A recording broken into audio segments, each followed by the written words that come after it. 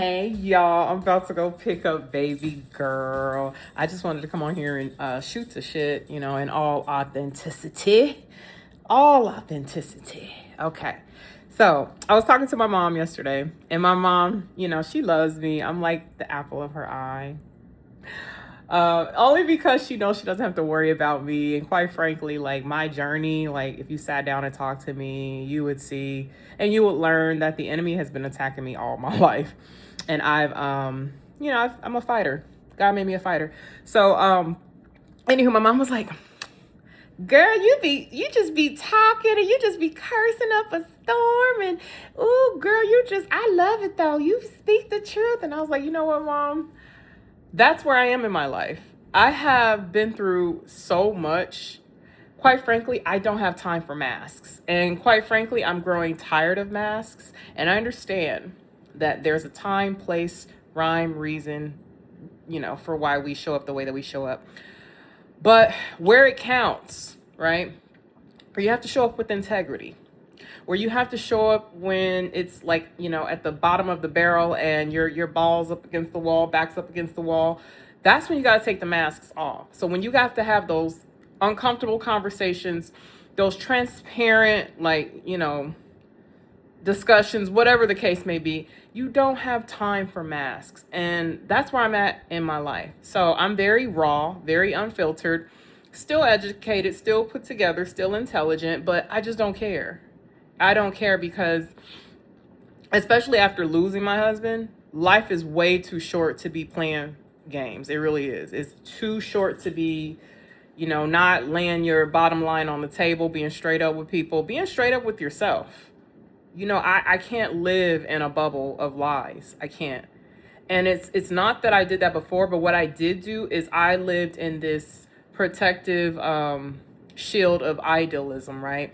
I actually went to a sermon with my sister and her ex-husband 3 years ago, and their pastor brought me to tears because that man, or bishop, whatever he was, that man had a gift. And he told me, he said, when he touched me, he hugged me, he said, yeah, you've been, it didn't even know me, didn't talk to me or anything.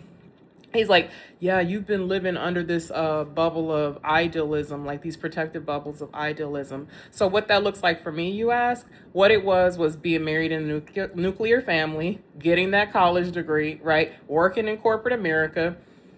I wouldn't say I'm quite a lady because, please, ladies have too many restrictions on them. And quite frankly, when you got to show up as a boss, we ain't got time to be no fucking prim and proper lady. Okay? So I never let that whole label of wanting to be a lady define me, because sometimes you got to show up as a warrior. So when he said that, he placed that nugget in my head, right? He did. And it woke me up. It woke me up slowly, but when this year came and I made this move, and then I'm now separating from the company I'm with and went through a relationship and just everything I've gone through, I just said, fuck it. You know what I mean? Life is way too short to not be living out your dreams, living in your truth, being honest with yourself, being honest with the public, even if it doesn't look pretty. You understand what I'm saying? Because at the end of the day, if I were, God forbid, because my baby could not be an orphan, but if something were to happen to me in my sleep, or, I'm called to glory unexpectedly, I could honestly say I was living in my truth. I wasn't being dishonest to anybody. I wasn't taking from anybody. I wasn't harming anyone. I wasn't trying to finesse anyone. What you see is what you get. I mean, the hair, but that's a part of the magic, okay? Get with it. We can switch our hair up, okay? Anyway, that's my point. Living your truth. Be happy with your life, truthfully. Not just because we're keeping up with a rat race or trying to fit some sort of status quo. Life is too short. I say this eerie sentence every now and then to everyone. And now that me and Cheyenne, this is Alex's wife before me, now that we're united, it's really strong amongst us as a family. Alex left the house at 1 p.m., June 19th, 2023, the day after Father's Day, and did not come back. But one thing I can say about that man is he lived a full life, and he encouraged me and her, we're sharing stories, to both live a full life. He wasn't perfect. He wasn't. But what he was an indicator for us to live life. And then we now have to care for his kids. Be honest with ourselves, be true to ourselves, be good to ourselves too, because both of our upbringings, we haven't made the best decisions and always been good to ourselves. So that's where we are right now, and that's where I am right now.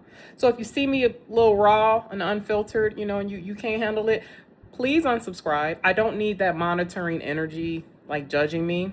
I actually had to tell someone kindly a couple weeks ago, her and I made up, but she said that, well, we worked it out. We didn't fall out, so there was no makeup required. But she said that she was watching my Facebook page last year and she became concerned. And so she had called someone to ask if I was okay. And I was like, why didn't you just call me? If you cared that much, you could have reached out to me. You understand what I'm saying? So my thing is if you're going to be watching my shit and you become concerned, reach out. Other than that, you're just a monitoring spirit trying to keep up with what's happening to me and not for me. And quite frankly, God loves me. So if you're looking for me to fail, it ain't gonna happen, because I'm always gonna turn even the worst thing that I go through into a victory. Sorry, I got a text message and it threw me off. But anyway, I'm gonna reign victorious. So if you're monitoring to see if I'm gonna fall apart, it ain't gonna happen, okay? But anyway, original point, living your truth. Life is too short. Tomorrow is not promised. And it's not just the length, it's the width of life that counts. And how you show up. All right. Love y'all. Bye.